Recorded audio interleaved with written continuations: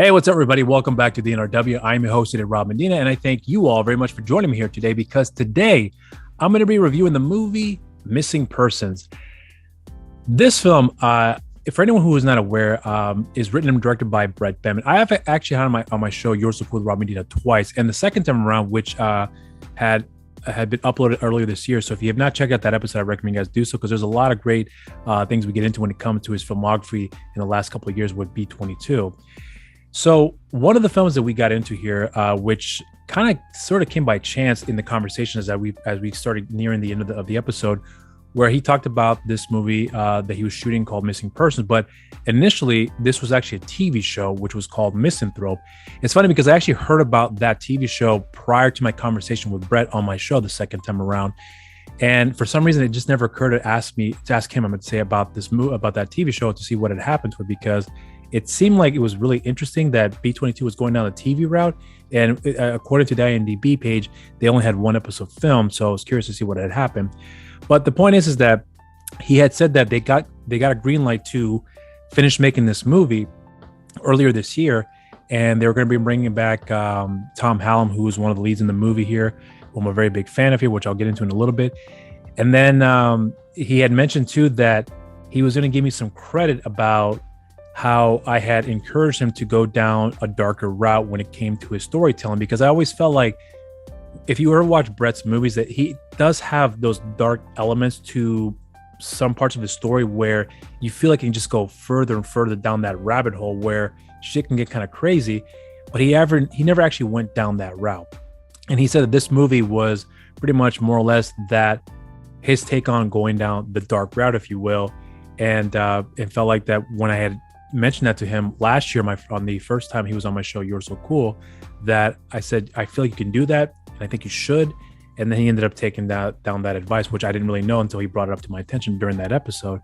So I actually thought it was pretty cool, and I actually felt really it brought a big smile to my face hearing that. But once he had said that that this film was going to go down that dark route, having seen the movie a total of 4 times so far, I still think it can go darker. Now, is it a dark film as in like shit get really, really crazy? Not in the sense that I think that I was anticipating here, but here's what I will say though here, and just for anyone who's wondering right now, for who are familiar with my review structure here, so it's just going to be off the cuff here, and hopefully you guys will enjoy my approach with this review. But as far as the plot synopsis is concerned, it basically follows these 2 gentlemen who are veterans, played by Dustin Rhodes and Billy Gunn, who have more or less kidnapped a man played by Tom Hallam, who has lied about his time in the service because he's never served at all in the military, and he's going around to telling people that he has served so that way he can gain some more business for this company that he's starting up here with more or less kind of like renovation things of that nature. And once they caught wind of that, they decided to bring him in and make him more or less go through their own version of a boot camp to teach him a lesson. And that's not the first time they've done it, because they kind of commented before that this is something they've done before on more than one occasion. So that right there is kind of the synopsis in a nutshell. But then things start taking more of a darker turn once the two veterans have gone missing, and these 2 agents are now questioning Tom Hallam's character in the beginning of the film to see what had occurred, because he was the last man to see these 2 gentlemen alive, and he's sharing his story. They don't believe him. And there's a lot more going on with what he's actually saying. There's more than meets the eye. And then as the story progresses from there, you realize you understand what's really going on. And that's where more or less kind of the dark turn takes when it comes to what is expected to happen here. And it does leave on a pretty nice cliffhanger, if you will, because the way this film ends here, without really ruining it all for anybody here, because I think this is going to be a film that you're either going to love or you may hate, or you just may. I think there'll be a very few people who are going to be like, it's okay. I think it's going to be one of those divisive films. You're really going to enjoy it, or you're not going to like it that much at all. I was one of those people that did enjoy it, which I'll go into my reasons here in a little bit.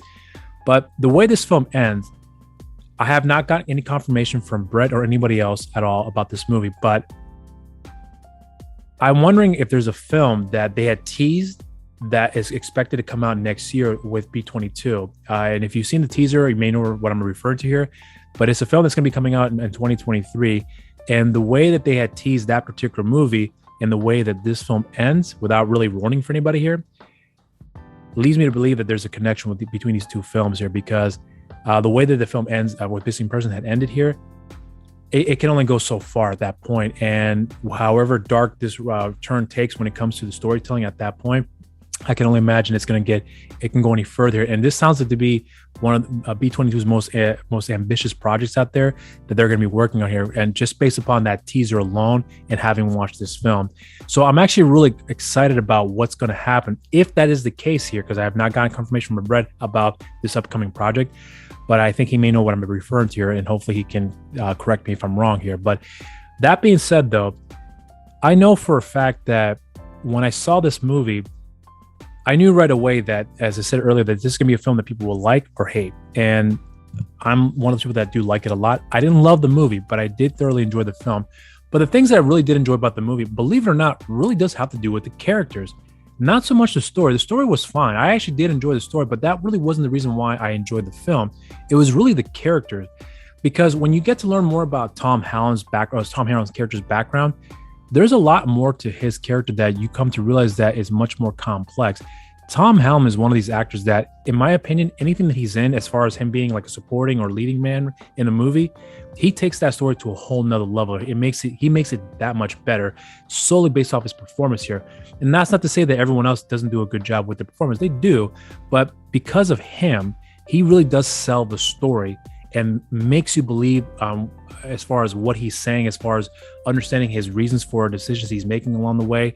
And at the same time, there were a lot of things about his background that you come to question and understand his motivations. And then you're left in a spot whether or not if you can actually even side with the man despite the choices that he makes along the way. And I think that's a testament to how good Tom Holland is as far as his performance is concerned and his acting abilities, because he really does a good job in showcasing all those very dark complexities about this character, where he really does take more or less a dark turn. But there's a side of him where you're wondering how far he will take that darkness, if you will.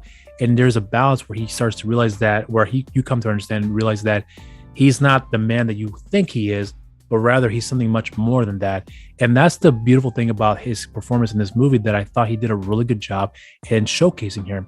Now, when it comes to both Dustin Rhodes and Billy Gunn, these guys are phenomenal. Now, it's easy to say that they can work very well because they have a history with each other, because they've worked in the wrestling business for a number of years. So no doubt they've known each other for a long, long, long time. So that chemistry that they have in real life, I'm sure without a doubt carried over in this movie. But what I also loved about their performances, as far as their dynamics concerned, is that there is actually a differences between the two of them. Whereas Dustin is more or less, in his character in the movie, I should say, is more or less kind of like the alpha, if you will. Whereas Billy's character, on the other hand, definitely is kind of an alpha, but he's a guy that is whatever the captain needs, I will do. But then whenever he decides to step up to the boss, if you will, to tell him that he's wrong, he's not afraid to do that. And he's conflicted because he understands the reasons behind that, but you can tell there's a lot more to the history. And that's what I really was really curious about, because that's the one thing about these two gentlemen here, that when it comes to the performance and how well they're able to showcase that dynamic despite the differences, and yet they're still somehow able to work well with each other and still have respect with one another despite these major differences they have about how they're going about in teaching someone a lesson for pretending to be a veteran when they're not. I thought that was really interesting. So the characters, in my opinion, were the best things about this whole movie. The overall story in itself, I will say, as I said before, is good, but it wasn't the reason why I liked the film. I think that when you watch the movie, the payoff for me in this film was with what you get in the end.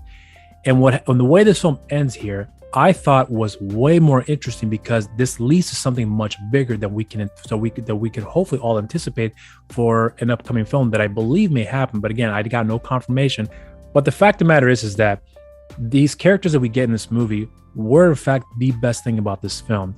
I also want to point out too, I want to give a huge shout out to Robert Keith. Robert Keith is a gentleman that I also had on my show on You're So Cool last year. And I think that B-22 everyone involved with B-22 have gotten the best performances out of all these actors that many of us are not really too familiar with here at all. So with Robert, I always felt like his performance in the movie Buckskin, which I think is a truly underrated movie, a very complicated film, but a very, very good film in my opinion. And Robert brings out his best performance in that role, where you see all the ranges that he has with his emotional wavelength that he goes through. In this movie, on the other hand, this is actually the very first time that I can recall with B-22 where he doesn't play this over-the-top guy, apart from what you see in Meteor, where he's kind of the opposite of that, where before in these other movies that he plays in B-22 productions, he's this very over-the-top guy. And then in Meteor, on the other hand, he's the opposite of all of that. He's very down, really depressed, very sad, very melancholy in a lot of way.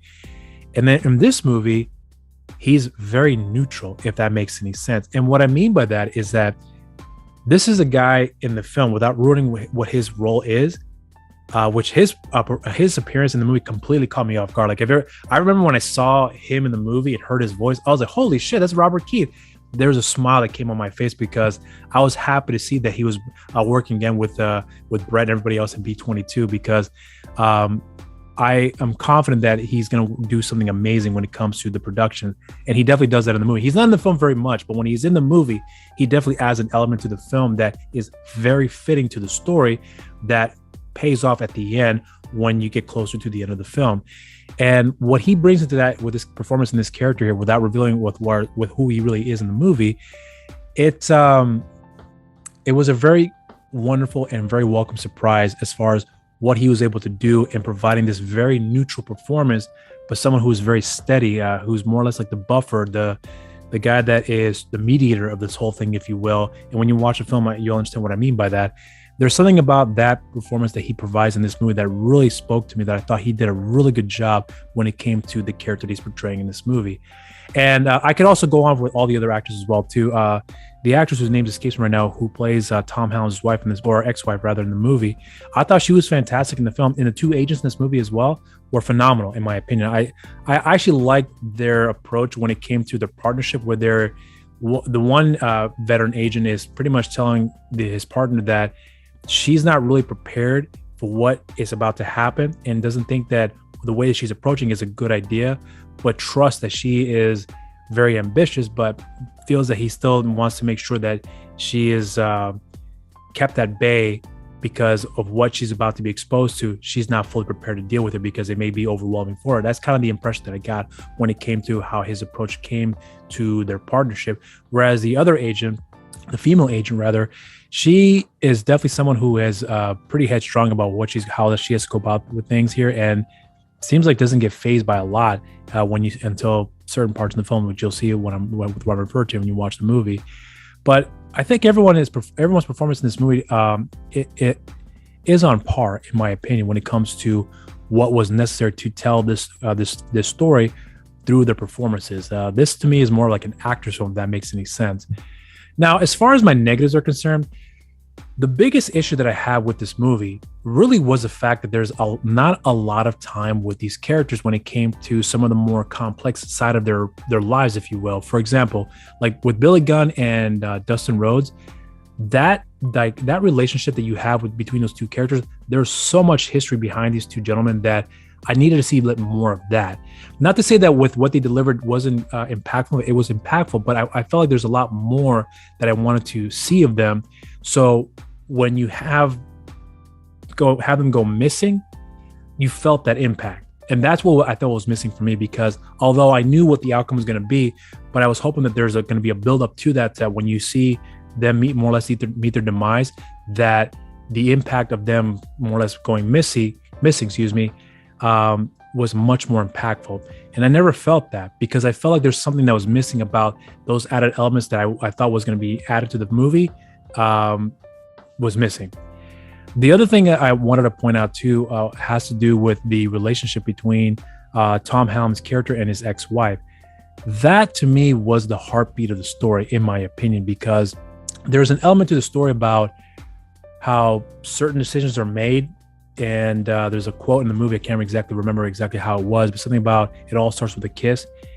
That line right there, I thought was so impactful, but there was a lot more about that line that I felt like could be even more impactful when you hear that line being quoted, that I felt like you needed more time to see where Tom Hallam's character was coming from as far as why he made these decisions that he made, and understood the heartbreak that he was more or less going to go through, and understand the rage that he was developing because of decisions he's made and decisions are going to be made as a result of the choices that he had made. If that makes any sense.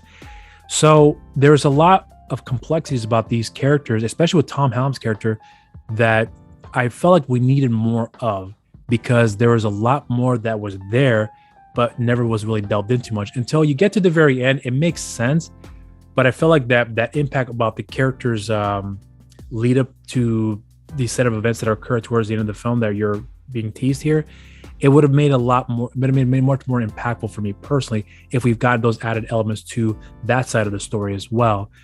I think another thing I could point out here, as far as certain elements of the film that I may have not liked here, I'll be honest, there were some certain parts in the movie when it came to a reveal about certain characters that was cool to see, but didn't work out as well, I thought, when it came to certain characters, especially at the end of the film, that meet their demise. The way that was handled didn't really work all that well for me personally.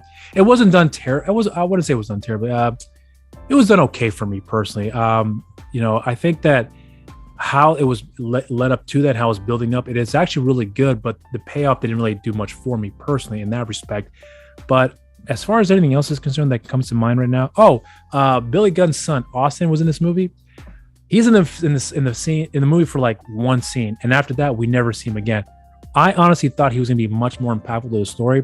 In fact, I think he may have been more impactful to the story if this was a TV series. I'm not sure how much more of the story he was going to be a part of here, but we only see him once, and I don't know. I just felt like there was something more out of that character we were supposed to be getting here that we didn't get. So I felt like there's a lot more missing to the story than there were things filled in to kind of to flesh out certain details that I thought we were going to be getting and didn't necessarily get. That was my biggest gripe with the film. But overall, I mean, I really did enjoy the film. But again, I just know that this is not going to be a film for everybody. I think it's going to be a lot of people are going to like it or hate it. And I think it'll be quite a few that may love the movie. And some that are going to be just more or less in the middle. I think it's just going to be okay.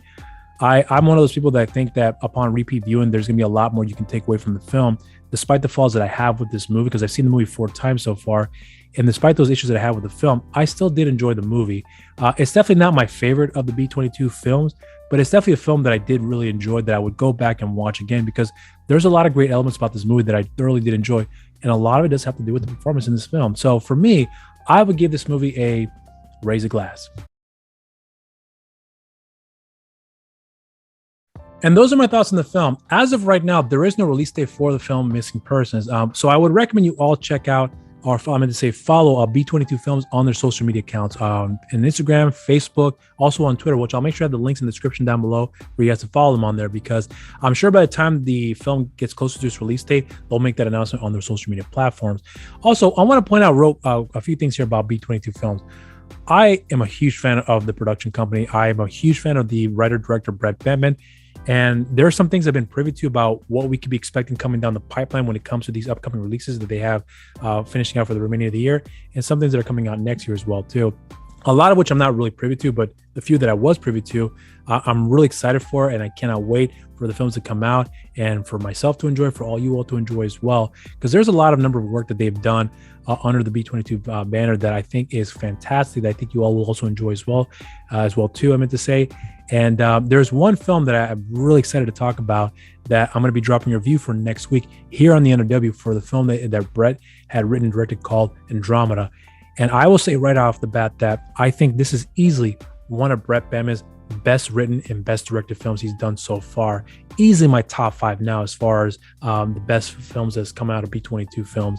As far as where it sits in the rankings in the top 5, it's probably in the top 3 for sure. But this is a film that I think is gonna touch a lot of people in terms of like the heartstrings, if you will, because this does deal with the relationship about a father and son in a very complex way. And it is a genre film, if that makes sense. I mean, it is a genre film, but it isn't a genre film, if that makes any sense. I'm sure if you watch the movie, you understand what I mean by that. But there's a lot of great things about the film that I can certainly get into here that I cannot wait to share with you all when it drops next week here on the NRW. So be on the lookout for that, and also for the film and drama that drops next month in September for you all to check out. Now, if you haven't done so already, make sure you subscribe to the NRW and make sure you share, like a video, hit the notification bell while you're down there. Also, follow NRW on social media on Instagram, New Release Wednesdays, and on Facebook, Nerds Rule the World, and on Twitter at the NRW. And you can follow me on my social media accounts on Instagram and Twitter, Mr. Rob Medina, and on Facebook, simply just Rob Medina. And I have a show on the channel called You're So Cool with Rob Medina. And my guest this week is the actress Susanna Aikens, who is a co-star in the film that I reviewed called Normal, which is a film I highly recommend you all check out because it is available for you to rent and buy, which I truly do recommend you guys do so, because this is a beautifully well done film that I think you all will enjoy a great deal. And that conversation that I had with Susanna is actually a quite good one. And although it's short, at least short for for what I'm normally used to doing on my show, it was definitely a lot of fun for me to have that I had with Susanna that I think you all rather enjoy as well too. So be on the lookout for that when it drops this Friday on the NRW. And also I have a show, social media for the show as well on Instagram, You're So Cool with Rob Medina, and on Twitter, You're So Cool WRM. And that'll be it for the review. I hope you guys enjoyed it. Until next time, stay safe out there and cheers.